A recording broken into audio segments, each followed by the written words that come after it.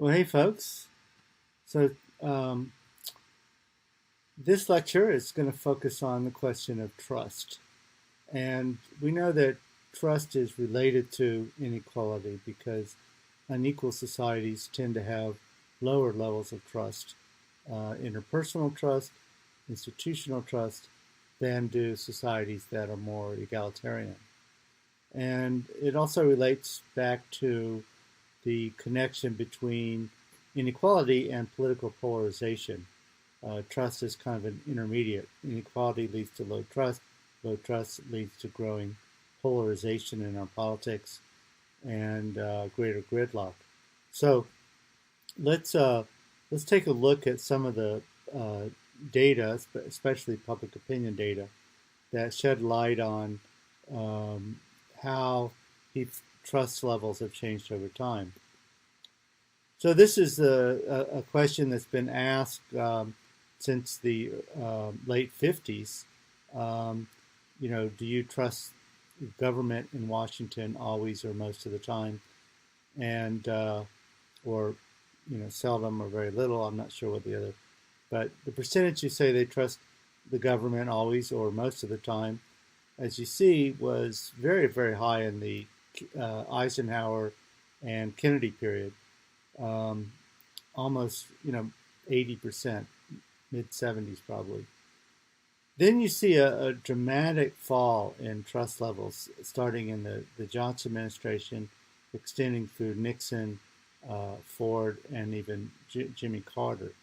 And this had to do with a variety of historical things that were happening in that period, in particular the Vietnam War, where people came to feel that the government was not being honest about the war, about how it was going, about why we were there, that the data was presented to the American public was being manipulated. Also, the Watergate scandal, where the president and his campaign were found to have engaged in dirty tricks and they broke into the Democratic National Committee headquarters in search of information. And there were actually, Watergate was involved a lot of other, um, sometimes illegal activities. A number of people in the administration actually went to jail. And Nixon, of course, ended up resigning from office as he was impeached by the House and facing trial in the Senate. So those were the two big things. There were also the violence in the streets, the police abuses, especially evident, for instance, at the Democratic National Convention in 1968, which one report described as a police riot. So trust in the institutions of government fell dramatically in the 60s and 70s. Then we see that there was a partial recovery during the Reagan years and Bush years, a fall again at the end of the latter part of the Bush administration and beginning of the Clinton administration. Some recovery in the 90s, and then after that, after the about 2001, when we had a very brief recovery of trust in government as Americans kind of rallied around the flag, then you notice that there's a dramatic decline. Again, the Iraq and Afghanistan wars not going well, the 2008 financial crisis, the growing polarization in politics, the Tea Party movement, all these things led to, again, a decline, so that actually at the low point, trust in government was even lower. It looks like around 2012, 2013 than it had been at its lowest point in the 1990s. So very low levels of trust in government. This shows trust in media. So the media is called the fourth estate because it provides a check on government. reporting on politics, on news, reporting on issues. And, back in the 1960s, trust in the media was very high. As you see, 70% of Americans said they had a great deal or a fair amount of trust and confidence in the media. Back then, of course, we only had three major broadcast news outlets, and uh, the news came on at around 6 o'clock every night. It came on again around 11 o'clock at night, and that was it. We didn't have the 24-hour news cycle. We didn't have cable news. Um, in fact, in the early 60s, the nightly news was only 15 minutes, and then it expanded to 30 minutes, and then finally to an hour. But the Walter Cronkite, the CBS News, was considered sort of a straight shooter who always told the truth and covered the news without bias or partisanship. Of course, today, straight news coverage is kind of it's everywhere, but it's also not very well trusted, in part because news and entertainment and opinion have all been mixed together in ways that um, leave people not sure what to believe. We also have many sources of news instead of trying to reach everybody, which is what CBS, NBC, and ABC did back in the 60s and the 50s, where you try to get as broad an audience as possible, and that meant that you aim toward the center. Instead, now we have narrowcasting, so that the media landscape is fragmented into many different small segments, and you try to carve out a niche by appealing to a particular audience that you want to develop a loyal clientele. So with all of these changes, you can see that trust in media has fallen substantially, although notice that at least 40% still trust the media.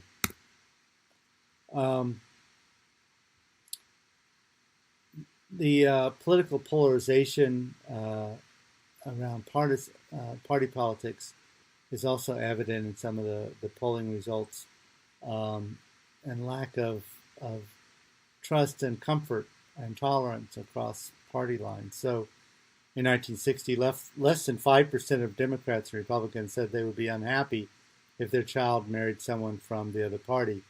By 2019, 35% of Republicans and 45% of Democrats said they would be unhappy if their child married someone from the other party. If we look here at the percentage of Americans who fall into different levels of trust, low trust, medium trust, high trust, you can see that among all adults, high trust is only 22% of the population. Medium trust is the largest, and low trust is about 35%. But what's more interesting is to look at the breakdown among different subgroups. So let's just follow the light blue, the low trust segment of the population. You can see that there are a smaller share of whites are in the low trust category as compared to Black and Hispanic communities, whose levels of low trust are lower. If you look at age groups, you see that the elderly, 65 and above, have very high levels of trust, but compared with young people, 18 to 29, almost half fall into the low trust category. That's really quite astonishing. How about education level? Well, here we see that those who have least education have the lowest levels of trust. Those with the most education, higher levels of trust. And then by income, those with at the lowest income levels, lowest levels of trust, and those at the highest income levels, higher levels of trust. So basically, those who are the most privileged in society are also those most likely to have high levels of trust. What about trust in leaders? Um, well, we can see that scientists are the most highly trusted. Um, the military, police officers, public school principals, business leaders, journalists, elected officials bring up the bottom. College professors are sort of in the middle there. Then we look, though, by partisan identification. We find that which are the groups that Republicans tend to trust the most? Well, they're authority figures, military, police, religious leaders, officials appointed by the president to lead government agencies, business leaders.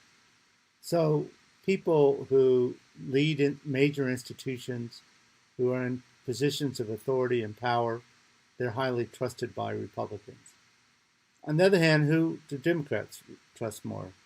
Scientists, principals, professors, journalists, and basically civil servants, not those who are appointed political appointees at the top of an agency, but those who work in civil service jobs within the government are highly trusted.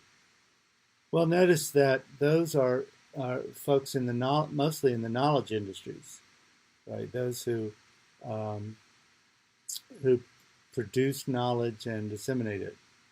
And then, so basically, Democrats trust experts, whereas Republicans trust authorities.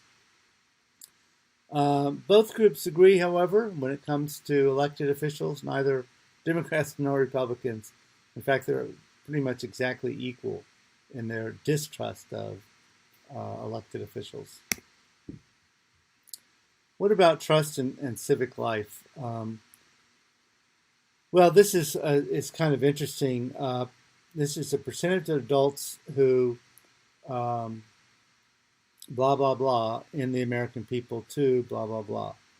So let's just look at percentage of adults who have a great or fair amount of confidence in the American people too, and then we'll go down through these categories.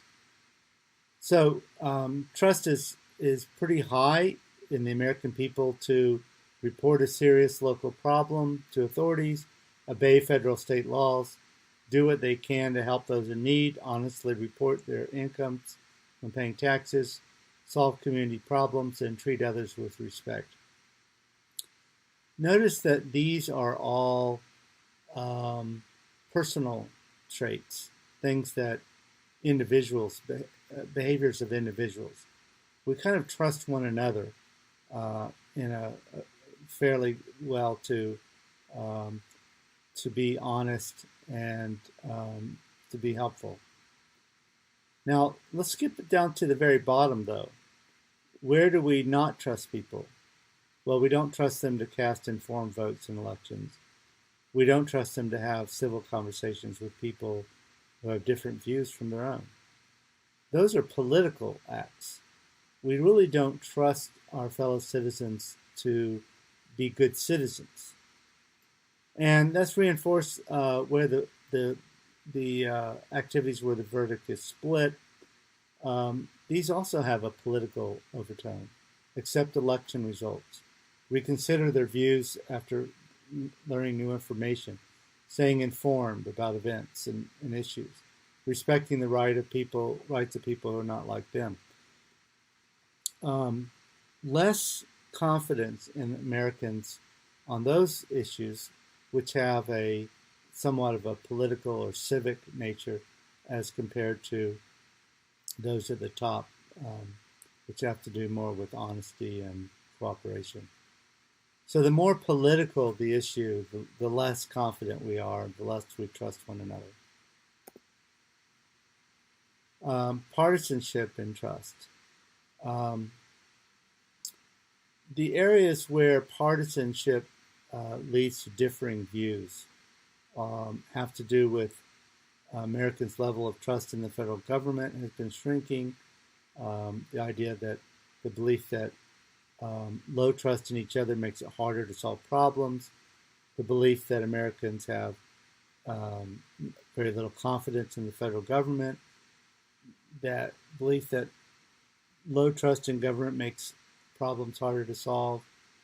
And the notion that belief that Americans have lost confidence in each other because people are not as reliable as they used to be. Um, Democrats and Republicans differ on those issues. Generally, Democrats think these are more serious problems than Republicans do. On the other hand, Democrats and Republicans tend to agree in their beliefs that it's very or somewhat important to improve the level of confidence Americans have in government. That it's important to improve the level of confidence Americans have in each other. It's possible to improve confidence we have in one another. It's possible to produce improve the confidence we have in the government. So um, Democrats and Republicans agree that we need to and that we can uh, learn to improve our confidence in one another and in government. Now, finally, 2/3 of Americans find it hard to tell what's true when elected officials speak. Um, so, trying to figure out what can we trust in the political discourse, the political language and rhetoric that we hear from politicians. Can we tell what's true and what's not true? Um, well, listening to elected officials, basically it's very hard or somewhat hard, 2/3.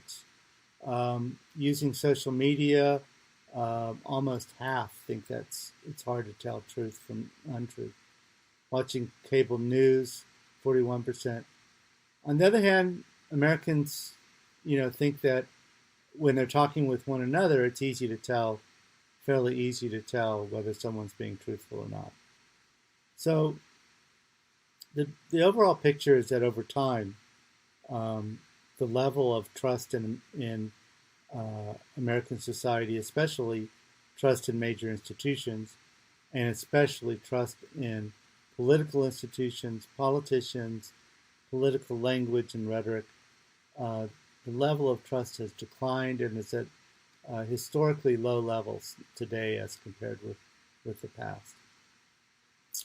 So I wish I had better news for you, but that's what the data tell us.